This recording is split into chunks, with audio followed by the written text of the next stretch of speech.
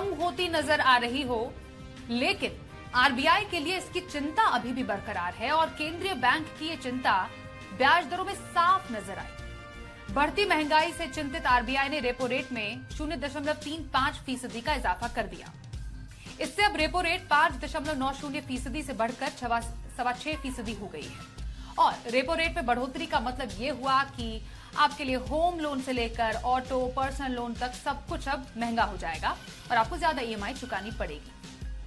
अब गवर्नर शक्तिकांत दास ने वित्त वर्ष 2023 के लिए जीडीपी में वृद्धि के अनुमान को भी घटा दिया है। 7% से घटाकर 6.8% कर दिया है और वित्त वर्ष 2024 की पहली तिमाही में जीडीपी ग्रोथ 7.1% पर रह सकती है। 30 सितंबर को आई आखिरी मॉनेटरी पॉलिसी में आरबीआई ने 2022-23 अप्रैल से मार्च के लिए जीडीपी ग्रोथ 7% और फिर खुदरा महंगाई यानी कि जो रिटेल इन्फ्लेशन होता है उसको 6.8% पर रखा था। Over the next 12 months, inflation is expected to remain higher than 4% target. Real GDP growth for the current year, that is 2022-23, is projected at 6.8%, with the Q3 at 4.4% and Q4 at 4.2%. Real GDP growth is projected at 7.1% in the first quarter of next financial year, that is 23-24, and 5.9% in the second quarter of the next financial year. Even after this marginal revision in our growth projection for 22-23, as you know, earlier we had projected 7%, now we are marginally moderating it to 6.8% for the current year. MPC के press conference के दौरान जी business संवाददाता ब्रजेश कुमार ने RBI governor से पूछा कि अगर bank account खोलने के लिए बिना ब्रांच गए केवाईसी कर सकते हैं तो फिर री केवाईसी यानी फिर दोबारा केवाईसी करने के लिए ब्रांच जाने की शर्त क्यों है। इस पे आरबीआई गवर्नर और आरबीआई की ईडी सौरभ सिन्हा ने क्या जवाब दिया है, सुनाते हैं आपको। अगर कोई कस्टमर को अकाउंट खाता खोलना होता है तो बैंक वाले कहते हैं कि ठीक है हम ऑनलाइन खाता आपका खोल देंगे। तो अगर खाता खोलने के लिए ऑनलाइन या बिना ब्रांच में गए केवाईसी हो सकती है तो फिर वापस री केवाईसी के लिए ब्रांच जाने की शर्त क्यों है, पहला पार्ट। दूसरा पार्ट, क्या एक बैंक में अगर केवाईसी हो गई है तो कोई ऐसी सेंट्रलाइज व्यवस्था हो सकती है क्या कि बार बार अलग अलग बैंकों के लिए अलग अलग केवाईसी ना करनी पड़े। ब्रांच जाने की जरूरत नहीं है अगर आप अपना री केवाईसी करवा रहे हैं।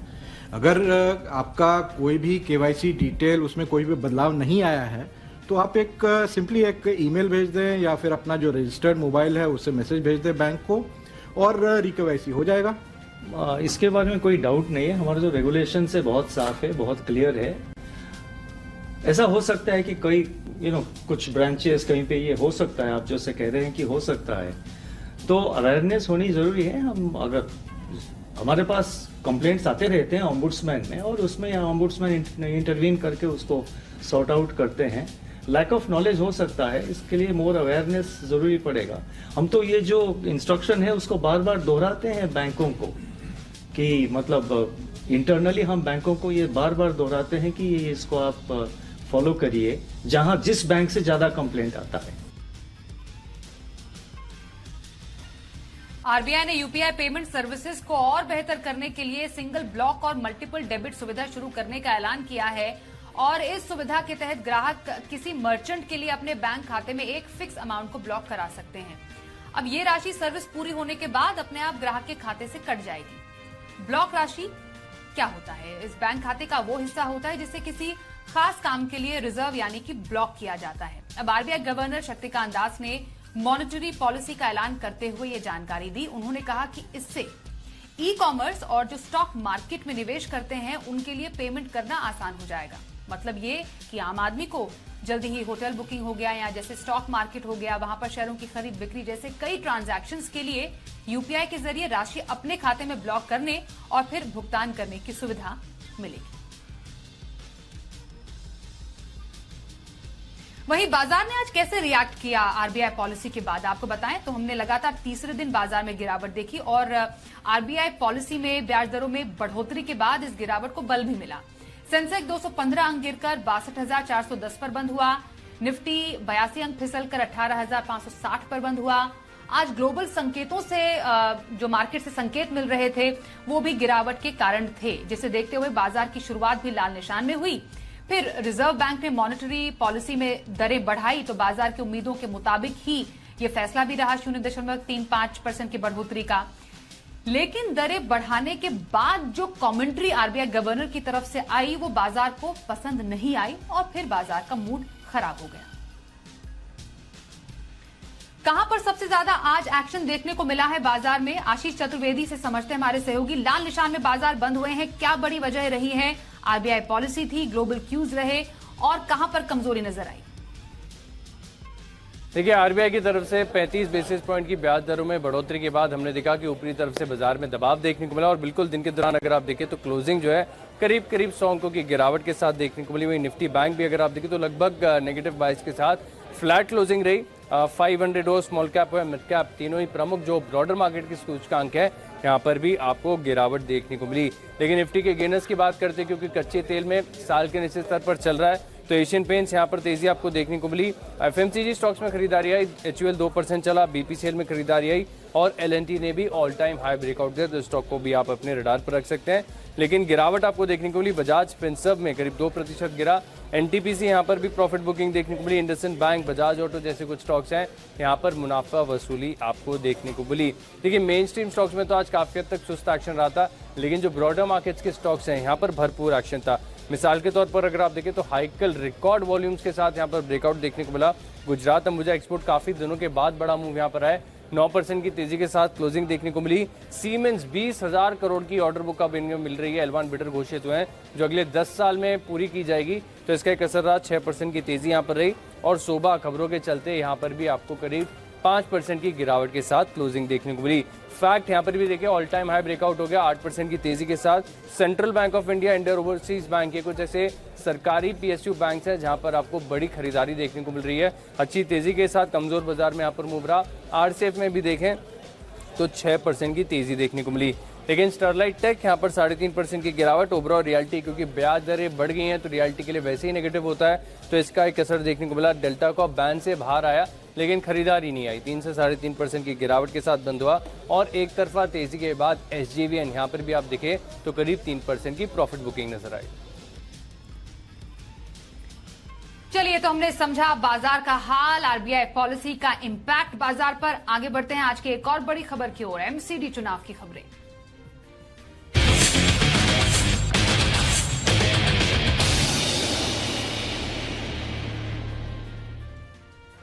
दिल्ली नगर निगम चुनाव के दंगल में आम आदमी पार्टी ने बाजी मार ली। एमसीडी में चुनाव में इस बार केजरीवाल का जादू चल गया। आम आदमी पार्टी ने एमसीडी चुनाव में शानदार प्रदर्शन करते हुए बहुमत हासिल कर लिया। आम आदमी पार्टी ने बीजेपी को 15 साल बाद नगर निगम की सत्ता से बाहर कर दिया है, जबकि आम आदमी पार्टी की दिल्ली शहर में अब डबल इंजन वाली सरकार बन गई है। 250 सीटों में आम आदमी पार्टी को 134 सीटों पर जीत हासिल हुई है। बीजेपी ने 104 सीटों पर कब्जा किया तो दूसरी तरफ कांग्रेस तो डबल डिजिट का आंकड़ा भी पार नहीं कर पाई। अब एमसीडी में जीत को लेकर आम आदमी पार्टी ने बाकायदा ट्वीट किया। इस ट्वीट में आम आदमी पार्टी ने कहा कि एमसीडी में आम आदमी पार्टी ने बीजेपी को सत्ता से उखाड़ फेंका है। आपने अपने ट्वीट में कहा कि ये चुनाव के जो नतीजे हैं कहीं ना कहीं देश में राष्ट्रीय राजनीति के बारे में संकेत देते हैं, जो आप बनाम बीजेपी बनती जा रही है, केजरीवाल बनाम मोदी बनती जा रही है। दिखाते हैं आपको इस जीत के बाद दिल्ली के सीएम अरविंद केजरीवाल ने क्या कहा। केजरीवाल ने नतीजे आते ही कहा कि अब राजनीति नहीं सिर्फ काम होगा। उन्होंने बीजेपी पर निशाना साधा, कहा वोट गाली गलौट से नहीं काम करने से मिलते हैं। लेकिन इसके बाद उन्होंने पीएम मोदी का आशीर्वाद भी मांगा। कहा कि दिल्ली में बड़े बदलाव के लिए उन्हें केंद्र सरकार का सहयोग चाहिए। सब कहते हैं केजरीवाल जी आप जो करते हो इससे वोट नहीं मिलते। वोट लेने के लिए, राजनीति करने के लिए थोड़ा सा गाली गलौज करनी पड़ती है, तू मैं करनी पड़ती है। मैं आज आप सब लोगों को कहना चाहता हूं, हम गाली गलौज करने नहीं आए। हम शरीफों की पार्टी है, हम अच्छे लोगों की पार्टी है। जब भी कोई आम आदमी पार्टी वाले को देखे तो उसके मन में श्रद्धा जागनी चाहिए, उसके मन में एक रेस्पेक्ट होनी चाहिए आम आदमी पार्टी वाला। हम आज इस मंच के जरिए से मैं केंद्र सरकार से भी और खासकर प्रधानमंत्री जी से भी दिल्ली को ठीक करने के लिए आशीर्वाद चाहता हूं कि उनका भी, प्रधानमंत्री जी का भी और केंद्र सरकार का भी आशीर्वाद हमें चाहिए। आइए अब चर्चा करते हैं शुरू। हमारे साथ दो बेहद ही खास मेहमान हैं। एमसीडी की पूर्व मेयर आरती मेहरा का स्वागत करते हैं और वरिष्ठ पत्रकार अनिल आनंद हमारे साथ है। आरती जी और अनिल जी, आप दोनों का स्वागत है। सबसे पहले आरती जी, आप ही के पास आएंगे। 15 साल से, ओके चलिए आरती जी के पास थोड़ी देर में चलते हैं और अनिल जी आपसे समझेंगे। बस अभी कल ही आपसे बातचीत हो रही थी और हम चर्चा कर ही रहे थे कि इस बार दिल्ली के एमसीडी चुनाव में क्या हो सकता है। आम आदमी पार्टी ने 15 साल पुरानी पार्टी को सत्ता से निकाला और डबल इंजन वाली सरकार, मतलब मेयर भी उन्हीं का और सीएम भी उन्हीं का। क्या वजह आपको नजर आ रही है आम आदमी पार्टी की शानदार जीत की? देखिए, सबसे पहले मैं कहूं दो पॉजिटिव जो हैं आज के चुनाव के आउटकम के, उसके बारे में मैं बात करूंगा। पहला प्रमुख तो ये है कि किसी भी प्रजातंत्र में मोनोपोली नहीं, मेजॉरिटी से काम होना चाहिए। मोनोपोली प्रजातंत्र की एंटीथीसिस है, उसके खिलाफ जाती है। अब दो पॉजिटिव जो हुए हैं, एक तो 15 साल 3 टर्म्स के बाद बदलाव होना, मैं इसको प्रजातंत्र की एक जीत मानता हूं और मोनोपोली मानता हूं।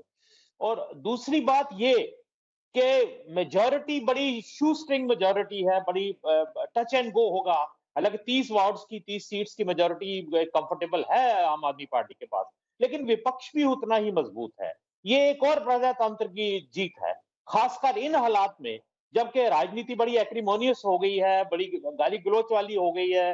जिस तरह से हम देख रहे हैं, सुन रहे हैं कि गत कुछ वर्षों से, उस हिसाब से दो ये बड़े पॉजिटिव जो हैं,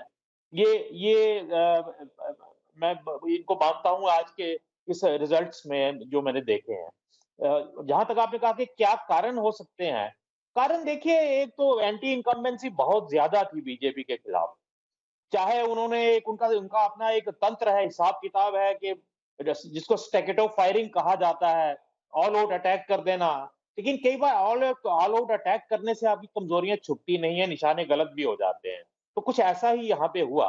और दूसरा, मुझे ऐसा भी लगता है कि आम आदमी पार्टी का, खासकर अरविंद केजरीवाल और उनके कुछ लोगों का, उनका जुड़ाव जो नीचे के लेवल पे है, जो जहां पे डिलीवरी ज्यादा होनी चाहिए, वहां जुड़ाव ज्यादा है उनका, जिसमें उनके फ्री बीज की स्कीम, उनके फ्री बिजली, फ्री पानी, ये चीजें काफी हद तक वहां पे मैटर किया है। और हालांकि फ्री बीज से सारा काम चलेगा नहीं, ये उनको भी ये रियलाइज करना चाहिए। दूसरी बात, आपने अभी शुरुआत में कही कि डबल इंजन की सरकार, तो डबल इंजन का एक्सपेरिमेंट कोई दिल्ली के लिए अभी तक कोई अच्छा रहा नहीं। डबल इंजन मैं इसलिए कह रहा हूँ कि दिल्ली एक ऐसी जगह है, यहाँ पे मल्टीप्लिसिटी ऑफ अथॉरिटीज है। वहां पे एमसीडी भी उतनी ही पावरफुल है जितनी दिल्ली सरकार, बल्कि उससे भी ज्यादा पावरफुल है। तो डबल इंजन की सरकार, भारतीय जनता पार्टी के पास एमसीडी थी और आधी Delhi law and order, land, सब कुछ उनके पास था। तो क्या हुआ, हमारे सामने है। उम्मीद करनी चाहिए कि वैसा डबल इंजन ना चले। दिल्ली के लोगों को बड़ी अपेक्षा है, सिविक कम्युनिटीज अभी भी बहुत सुधार। बिल्कुल, तो 15 साल के बाद एक सत्ता में बदलाव यहाँ पर हमें नगर निगम में देखने को मिला है। आरती जी हमारे साथ हैं, उनसे समझते हैं। आरती जी, कमी कहाँ रह गई? देखिए, कोई कमी की ऐसी बात नहीं। 15 साल तक दिल्ली की जनता ने हमें सेवा करने का मौका दिया, हमने बहुत अच्छे काम किए। अब दिल्ली की जनता ने हमें विपक्ष का रोल दिया है। पक्ष और विपक्ष, लोकतंत्र की दो बहुत बड़ी भूमिकाएं होती हैं। तो विपक्ष में हम पूरी तरह से अलर्ट होके, जनता के सिपाही बन के, वहां पे जवाबदेही जिन लोगों की है उनसे हम जवाब मांगे और वो काम ठीक से कर रहे हैं या नहीं कर रहे हैं वो जनता के बीच में लेके आए। तो बहुत सशक्त, ये ऐसी जीत हार नहीं है जो केजरीवाल जी सोच रहे थे कि 230, जबकि मैं उन्हें बधाई देती हूँ। जीत होती है, मैं बधाई देती हूँ और मैं कहती हूँ कि वो दिल्ली की जनता के लिए बिना राजनीति करे सेवा का काम करे। लेकिन जीत हमारी टक्कर की है, हम थोड़ा सा हारे हैं, वो थोड़ा सा जीते हैं। लेकिन इसके साथ साथ मैं कहना चाहूंगी कि जो मतलब अभी बात चल रही पार थी, कर पाए, वो कह रहे, संतुष्ट है आप? और जिस तरीके से आरती जी आप कह रहे हैं कि चलिए नहीं, हम ठीक है, नहीं आप एक जोरदार विपक्ष की भूमिका निभाएंगे। हाँ। बिल्कुल निभाएंगे, हम संतुष्ट नहीं है, लेकिन हम 3 बार से थे और अब अगर जनता ने ये डिसाइड किया, देखिए सबसे बड़ा लोकतंत्र में कोई है, हमने तो मंदिर माना है दिल्ली को और जनता हमारी सर्वोपरि है, उसको नतमस्तक होके उन्होंने जो रोल हमें दिया है उसको हम प्यार से निभाएंगे और पूरे सशक्त तरीके से निभाएंगे, क्योंकि जनता ने हमें इतना दमखम भी दे दिया है, हम 104 हैं, वो 134 हैं। तो ऐसे में मुझे ऐसा लगता है कि अरविंद केजरीवाल जी को अब पूरी तरह से तैयार हो जाना चाहिए कि जो नैरेटिव उन्होंने तय किए थे उन नैरेटिव्स पे काम करने के लिए उन्हें एक ब्लूप्रिंट लाना चाहिए, एक रोड मैप लाना चाहिए कि कूड़े के 45 साल पुराने पहाड़ जो वो हमारे पे चिपकाने की कोशिश कर रहे थे उसको कैसे हटाएंगे। क्या वो वैसे हटाएंगे जैसे यमुना साफ कर दी है इन्होंने 8 साल में? क्या वो वैसे करेंगे कि हर तीसरा घर हवा से, प्रदूषण से बीमार पड़ा हुआ है, गला खराब हुआ है, अस्थमा के केसेस बढ़ रहे हैं, जो छोटे छोटे बच्चे हैं उन पे कितना बुरा असर हो रहा है? तो क्या वो ऐसी टेक्नोलॉजी लाएंगे जो वो पूसा में बनाई थी? यही तो ये कूड़े का पहाड़ आती थी, आपने बोला शायद यही एक बड़ा मुद्दा आम आदमी पार्टी लेकर आई थी कि, और उनका तो चुनाव चिन्ह भी झाड़ू है और वो लगातार इसी बात पर अड़े रहे कि हम तो दिल्ली की सड़कों को चमका देंगे। अनिल जी, क्या चुनौतियां रहेंगी अब आम आदमी पार्टी की जब वो नगर निगम में आएंगी? यहाँ पर चुनावों से पहले यहाँ पर वादे किए गए, दावे किए गए और अब जीत के बाद भी वो कह रहे हैं कि हम दिल्ली को पूरी तरह चमका के रखेंगे। विकास की बात है, अस्पतालों की बात है, स्कूलों की बात है, ये दुहाई देते हैं कि हमने जो दिल्ली के स्कूल है उनको पूरा कैसे वर्ल्ड क्लास बना दिया है। लेकिन चुनौतियां आम आदमी पार्टी के पास क्या रहने वाली है? इतना तो आसान सफर नहीं होगा। देखिए, चुनौतियां बहुत हैं। सबसे बड़ी चुनौती तो ये है कि विपक्ष बड़ा स्ट्रांग है, जैसे आरती जी ने कहा। सबसे बड़ी चुनौती ये होगी, और ये चुनौती केवल आम आदमी पार्टी के लिए नहीं है, ये चुनौती भारतीय जनता पार्टी के लिए भी है। ये एक समझ लीजिए स्कूटर या मोटरसाइकिल के 2 पहिए हैं, और अगर दोनों पहिए ठीक चले तो हाउस चल सकता है। हिसाब किताब दोनों को एक दूसरे का लेना देना होगा, तभी कॉर्पोरेशन अच्छी चल पाएगी और तभी प्रजातांत्रिक मूल्य भी समृद्ध हो पाएंगे। जहां तक चैलेंजेस की बात आपने की, चैलेंजेस बहुत हैं। सिविक एम्यूनिटीज, चाहे कुछ भी क्लेम हो जाए, बीजेपी या आरती जी जो भी क्लेम करे, सिविक एम्यूनिटीज बहुत अभी भी सुधार की बहुत ज्यादा जरूरत है। कूड़े के ढेर तो एक इशू है, वो एक विजुअल था अच्छा, इसलिए वो एक इशू बन गया, क्योंकि रोज आप दिखा सकते हैं उसको। केजरीवाल जी वहां जा सकते हैं, बीजेपी के लोग वहां जाके कह सकते हैं कि हमने नहीं किया, केजरीवाल ने किया। वो उसकी एक विजुअल वैल्यू बहुत ज्यादा थी आज के इस टेलीविजन के युग में, इसलिए वो बहुत बड़ा इशू बन गया। अन्यथा वो पिछली जितनी सरकारें नहीं है सब उसके गुनाहगार हैं कूड़े के ढेर बनने के लिए। उनको कूड़े के ढेर भी साफ करने होंगे, उनको सिविक एमेनिटीज भी प्रॉपरली प्रोवाइड करनी, सफाई का बहुत अच्छा इंतजाम करना होगा। ये अभी भी एरिया, हालांकि कुछ जो अच्छे एरियाज हैं, साउथ दिल्ली के एरियाज हैं या कुछ और कॉलोनी, उनमें लगता है बहुत अच्छा है, लेकिन ज्यादातर दिल्ली में सफाई का काम जो है वो बहुत खराब है। तो बहुत उसको चुस्त दुरुस्त करने की जरूरत है, एक परमानेंट मैकेनिज्म बनाने की जरूरत है। ये नहीं कि जब जरूरत पड़ी, जब कुछ गंदगी फैली, कुछ बीमारियां फैली तो आप एक कैंपेन लॉन्च कर दें।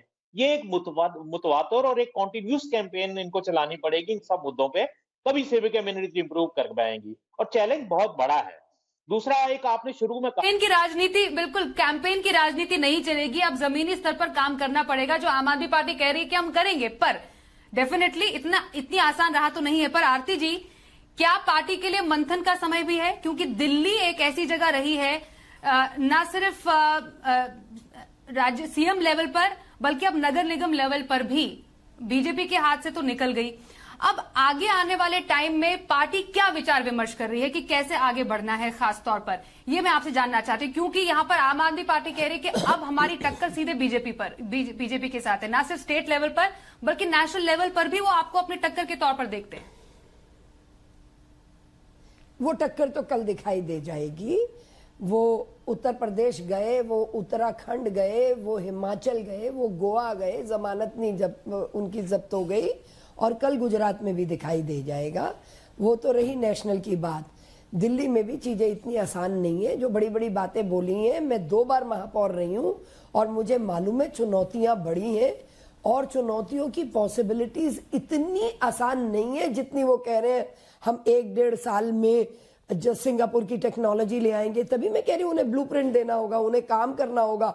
8 साल में जब वो यमुना का कुछ शुरुआत ही नहीं कर पाए, यमुना वैसी की वैसी गंदी है, एक QI लेवल आज इतना गंदा है, उसके अलावा बसों की इतनी कमी है, ये मैं उनकी बता रही हूँ जो 8 साल में। उसके साथ ही साथ पानी 42% कम है दिल्ली की जरूरत के हिसाब से। टैंकर शीला जी के टाइम से लगभग 42-43% टैंकरों की मात्रा ज्यादा हो गई है। तो ये अपना कुछ डेवलपमेंट का काम नहीं किया, फ्री बीज बांटे हैं। बिल्कुल, देखिए 15 साल तक अब बीजेपी नगर निगम में काबिज रही। अब आम आदमी पार्टी कह रही कि 15 साल में जो बीजेपी ने जितना भी हाल दिल्ली का किया है वो अब उसको सुधारने आई है। अब उनको मौका मिला है, देखते हैं क्या होता है। लेकिन खुद केजरीवाल ने अब प्रधानमंत्री मोदी का भी आशीर्वाद मांगा और कहा है कि आप हमें सपोर्ट कीजिए और आपके सपोर्ट के साथ ही हम दिल्ली को संवारने और सुधारने का काम करेंगे। चलिए, बहुत धन्यवाद करेंगे आरती मेहरा जी आपका, और साथ ही अनिल आनंद जी आपका भी हमारे साथ इस चर्चा में शामिल होने के लिए।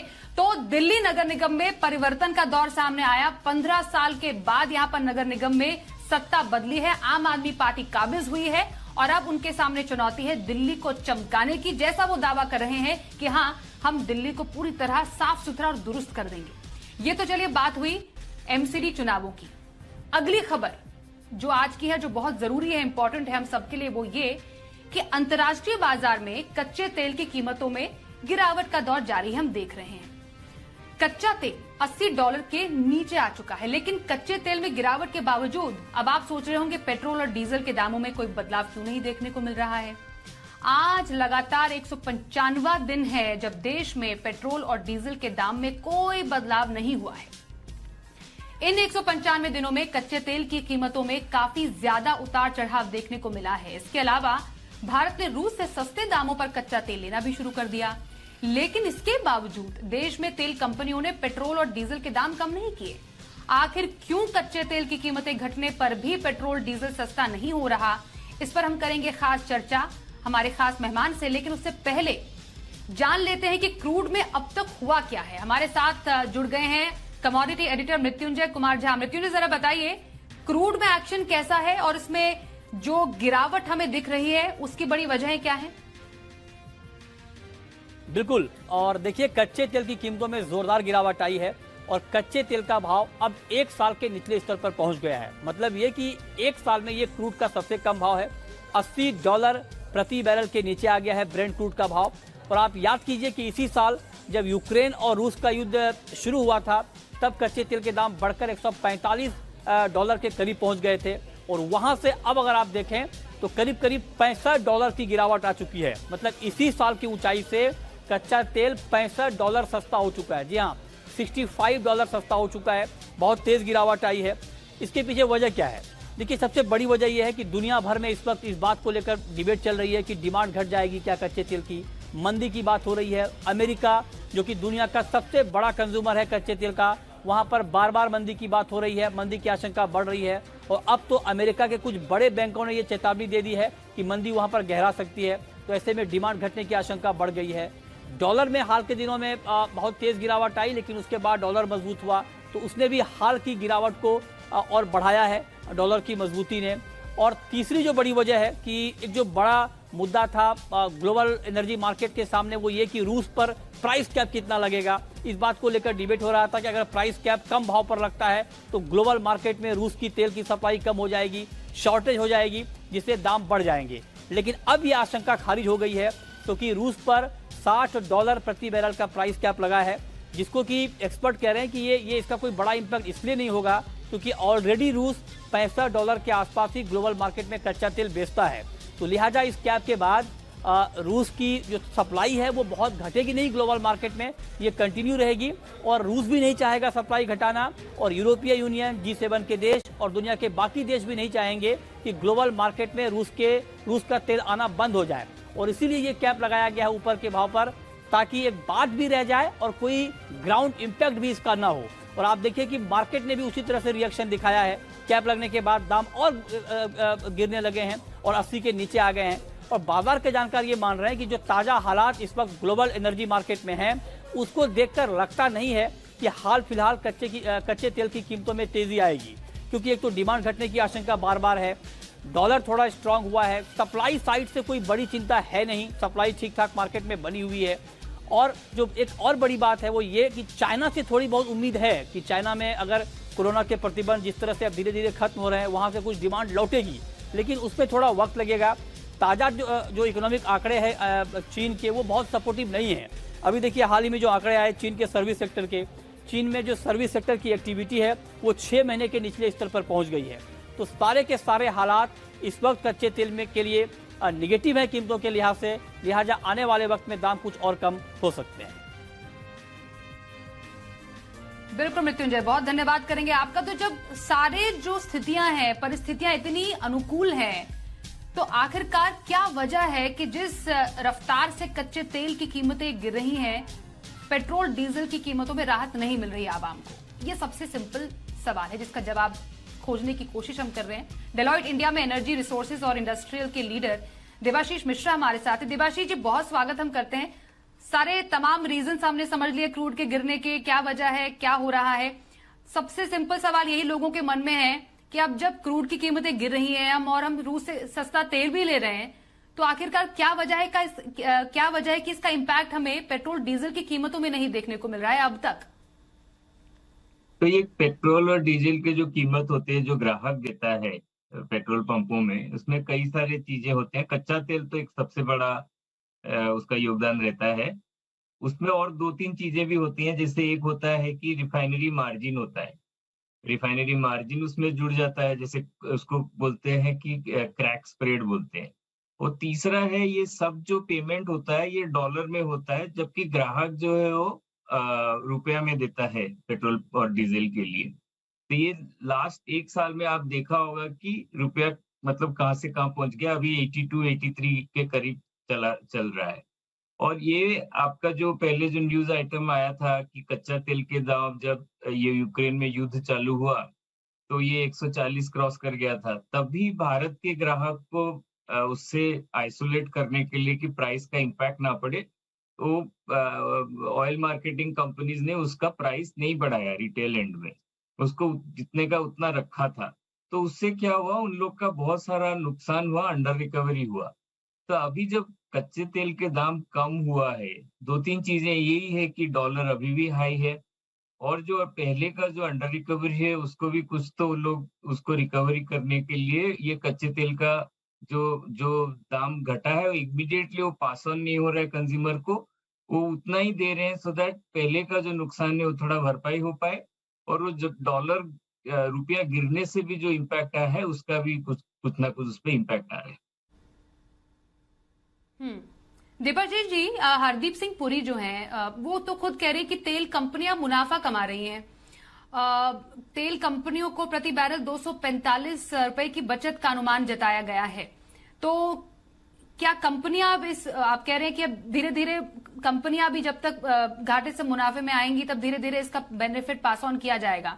अब जो अगर हमें ये लग रहा है कि हाँ थोड़ी बहुत बचत तेल कंपनियों की हो रही है तो इम्पैक्ट यहाँ पास ऑन करना चाहिए ग्राहकों को। हाँ, आप देखा होगा ये जो तीनों जो ऑयल मार्केटिंग कंपनीज है, ये जो Q1 था उसमें बहुत नुकसान हुआ था इन लोग को, मतलब हजारों करोड़ों में नुकसान हुआ था तीनों कंपनी को, क्योंकि बट Q2 में वो नुकसान और कम हो गया था। तो ये एक्सपेक्टेड है कि Q3 जब ये चल रहा है ये 3 माह में इसमें ये भरपाई करके ये पॉजिटिव रेंज में आ जाएंगे। एक बार वो पहले का नुकसान हो जाए तो फिर उसके बाद ये कच्चा तेल अगर यही रेंज में रहा तो कंज्यूमर को भी राहत मिलेगा, क्योंकि ये मई महीने में सरकार ने भी एक्साइज ड्यूटी कम कर दिया है। तो ये जाहिर सी बात है कि जब ये कच्चे तेल अगर यही रेंज में रहा तो ये एक बार पहले का एक्यूमुलेटेड नुकसान जो भरपाई हो जाएगा तो कंज्यूमर को भी वो राहत मिलना चालू हो जाएगा। ये तो पहले हर दिन चेंज होता था, ये तो जब ये यूक्रेन का वार चालू हुआ और उससे जो उतार चढ़ाव रहा इसके लिए उसको फ्रीज कर दिया। पहले जब बढ़ा भी था तो कंज्यूमर को ज्यादा नहीं देना पड़ रहा था, अब जब कम हुआ तो थोड़ा उसका इमीडिएटली पास ऑन नहीं कर रही। तो लेकिन कब तक एक्सपेक्ट करें देवाशीष जी? मतलब ये जो आप पूरा मैकेनिज्म बता रहे हैं कि पास ऑन किया जाएगा कंज्यूमर को, जो कंज्यूमर इस वक्त हमें देख रहे हैं वो समझना चाहते हैं, वो तो एक सिंपल लॉजिक इसमें देखना चाह रहे हैं कि अब बेनिफिट मानो पास ऑन होना ही है, तो कब तक वो एक्सपेक्ट करे कि हाँ एक सस्ते क्रूड का उनको उनकी जेब पर फायदा पड़ेगा? आप कब तक एक्सपेक्ट कर सकते हैं? एक टाइम लिमिट है इसका? देखिए, ये एग्जैक्टली पता नहीं चलता, क्योंकि बहुत ट्रांसपेरेंटली पता नहीं चलता कि कितना अंडर रिकवरी हुआ था। हालांकि कुछ रेटिंग एजेंसीज ने $4-5 बिलियन का एक इंटरिम आकलन किया था कि उतना नुकसान हो रहा है ओएमसीज का। एग्जैक्टली कितना नुकसान हुआ वो पता नहीं है, जब तक वो नहीं पता चलता। बट ये चीज है कि एक बार वो भरपाई हो जाए, मैंने जैसे बोला कि ये क्वार्टर में, मतलब ये तो दिसंबर क्वार्टर अभी खत्म होने को आया, उसके बाद हर डॉलर का जो क्रूड में, जो कच्चा तेल में जो कम होता है, ये थंब रूल के हिसाब से 50 पैसे तक रिटेल प्राइस में कमी हो सकता है। तो आप ये सोच के चलिए कि अगर ये क्वार्टर में उनका भरपाई हो जाए तो अगले क्वार्टर में एक्सपेक्ट कर सकते हैं कि अगर कच्चा तेल का रेट कम रहा तो उसका बेनिफिट कंज्यूमर को मिलना चालू हो जाएगा। और ये जो कच्चे तेल की कीमतों में हम गिरावट देख रहे हैं, आप और कितना एक्सपेक्ट करें कि और गिरे? क्योंकि $80 तो हम देख रहे हैं फिलहाल, और भी नीचे जा सकता है, कीपिंग इन माइंड जो ट्रिगर्स फिलहाल है इसके इर्द गिर्द?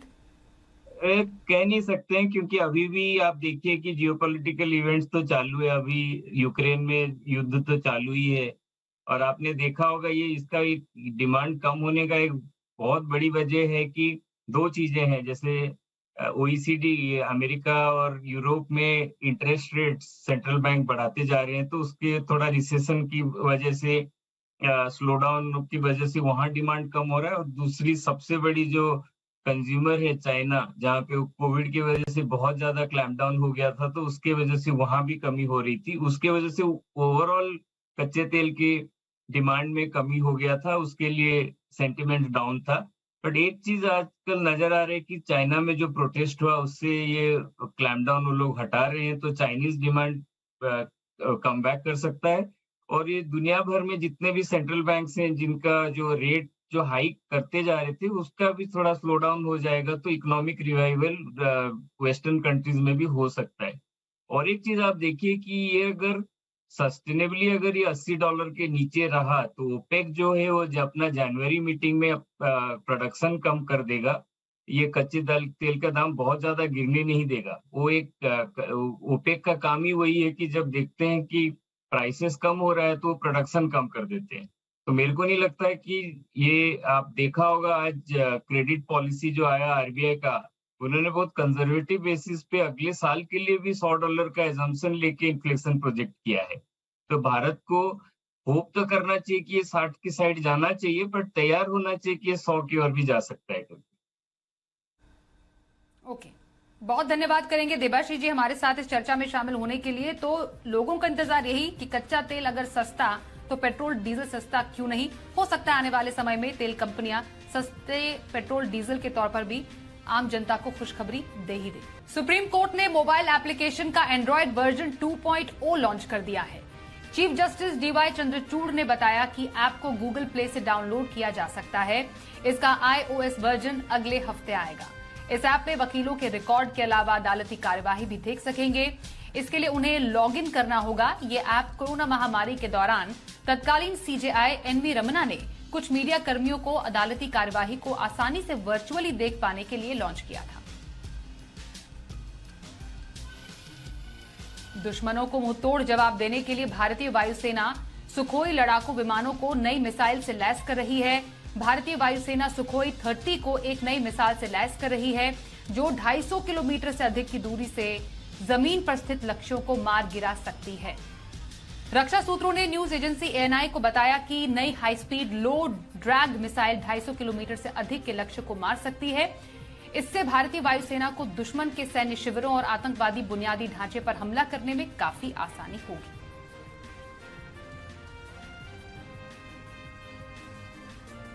अगर आप बेरोजगार हैं, रिटायर्ड हैं, विद्यार्थी हैं और पार्ट टाइम जॉब करने के इच्छुक हैं, तो रिपोर्ट आपको जरूर देखनी चाहिए। ये रिपोर्ट आपको पार्ट टाइम जॉब के नाम पर होने वाले फ्रॉड से बचाएगी। देखिए।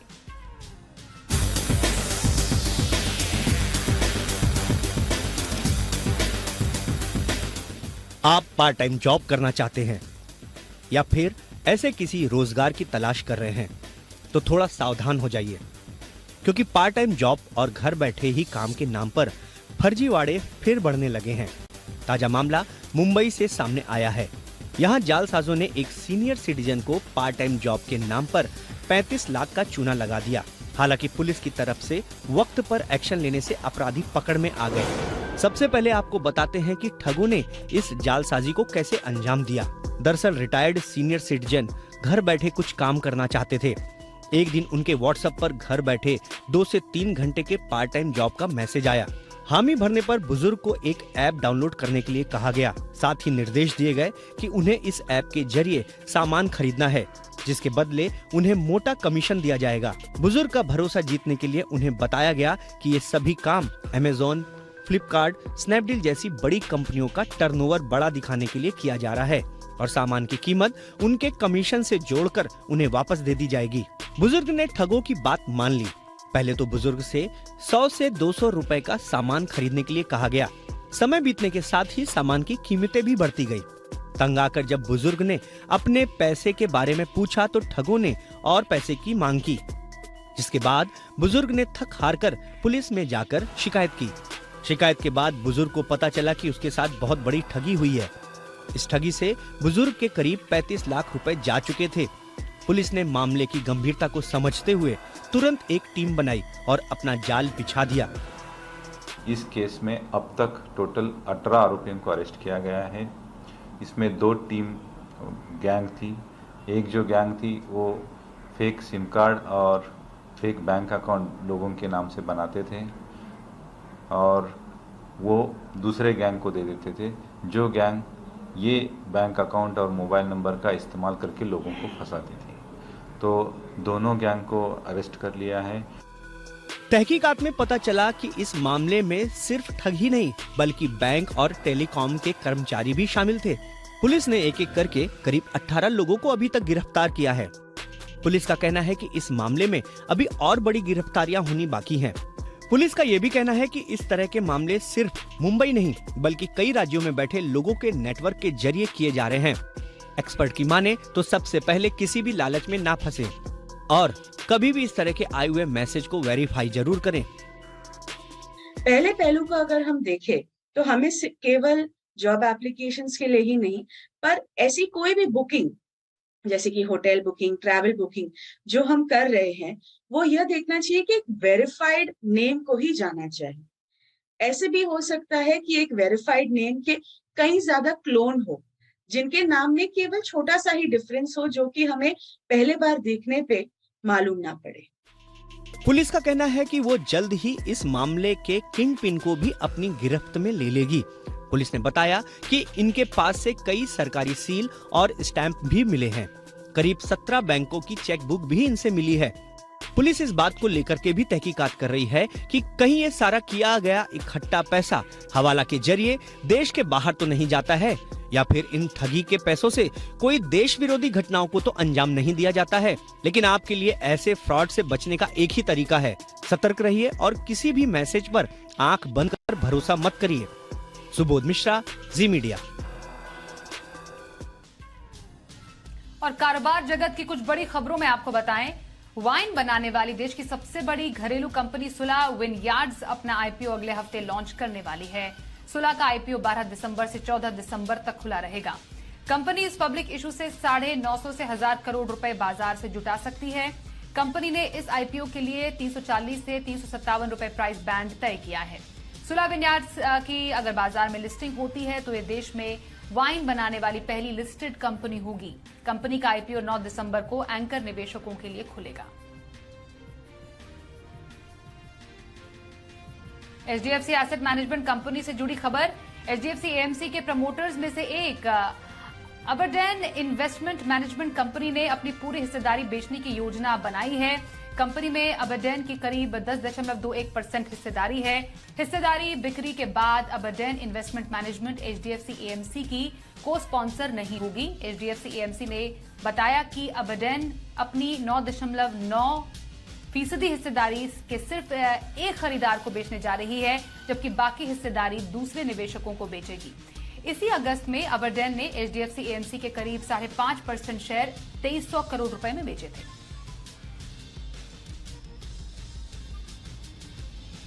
इलेक्ट्रिक वाहन की कीमतों में बढ़ोतरी होने की संभावना है। अगले साल इनकी कीमतों में 15% तक का उछाल देखने को मिल सकता है। इसकी सबसे बड़ी वजह बैटरी की बढ़ती लागत होगी। इलेक्ट्रिक वाहनों के लिए सुरक्षा सहित कई नियमों में बदलाव किए गए हैं। इससे ईवी की लागत बढ़ी है। इलेक्ट्रिक वाहनों में आग लगने की कई घटनाओं को देखते हुए सरकार ने हाल ही में बैटरी के लिए संशोधित परीक्षण मानकों को तैयार किया, जिसके लागू होने से नई बैटरी के महंगे होने की आशंका है।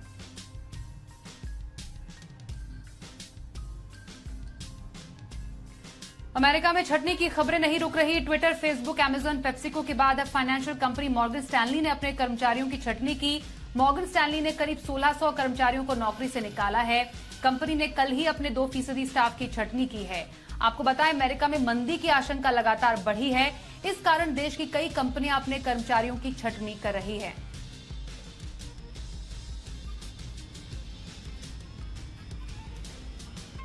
और स्पोर्ट्स की कुछ बड़ी खबरों में, बांग्लादेश ने ढाका में खेले गए दूसरे वनडे मैच में भारत को 5 रनों से हराते हुए 3 मैचों की सीरीज अपने नाम कर ली। पहले बल्लेबाजी करते हुए बांग्लादेश ने 7 विकेट के नुकसान पर 271 रनों का स्कोर खड़ा किया। इसके जवाब में भारत ने 50 ओवर में 9 विकेट के नुकसान पर 266 का स्कोर ही बना पाए। वो रोहित ने 28 गेंदों में नाबाद 51 रनों की ताबड़तोड़ पारी खेली, लेकिन अपनी टीम को जीत नहीं दिला सके।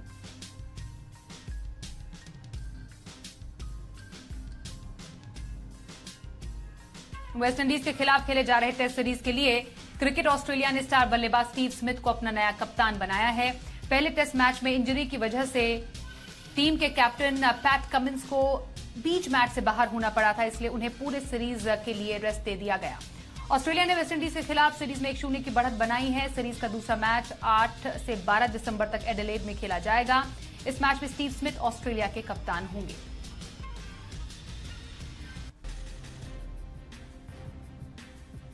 ऑस्ट्रेलिया के सलामी बल्लेबाज डेविड वार्नर ने अपने एक बयान से तूफान मचा दिया। वार्नर ने अपनी कप्तानी प्रतिबंध की समीक्षा वाला अपना आवेदन भी वापस लिया है।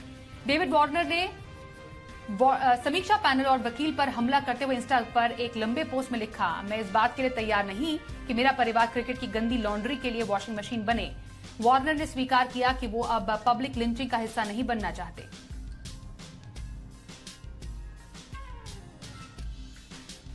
पुर्तगाल ने धमाकेदार प्रदर्शन करते हुए फीफा वर्ल्ड कप 2022 के क्वार्टर फाइनल में जगह बनाई। पुर्तगाल ने स्विट्जरलैंड को 6-1 से पराजित किया। गोंकालो रोमास ने 67वें मिनट में जोआओ फेलिक्स के क्रॉस पर गोल करके अपनी हैट्रिक पूरी की। ये मौजूदा वर्ल्ड कप की पहली हैट्रिक रही। अब क्वार्टर फाइनल में पुर्तगाल का सामना मोरक्को से होगा, जिसने फ्रांस को हराकर बड़ा उलटफेर किया था। पुर्तगाल की टीम 16 साल बाद यानी कि साल के पहली बार क्वार्टर फाइनल में पहुंची है।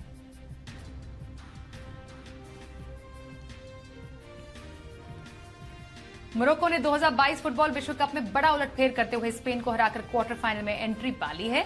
2010 की चैंपियन स्पेन को पेनल्टी शूटआउट में 3-0 से हराकर मोरक्को ने अंतिम 8 में अपनी जगह पक्की कर ली। आपको बताएं, विश्व कप के इतिहास में ये मोरक्को का सर्वश्रेष्ठ प्रदर्शन है।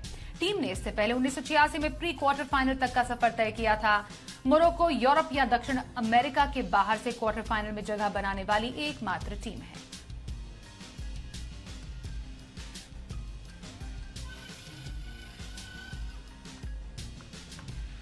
इसी के साथ इंडिया 360 डिग्री के आज के इस कार्यक्रम में बस इतना ही। वक्त एक ब्रेक का हो गया है, पर खबरों का सिलसिला जी बिजनेस पर आगे भी जारी रहेगा।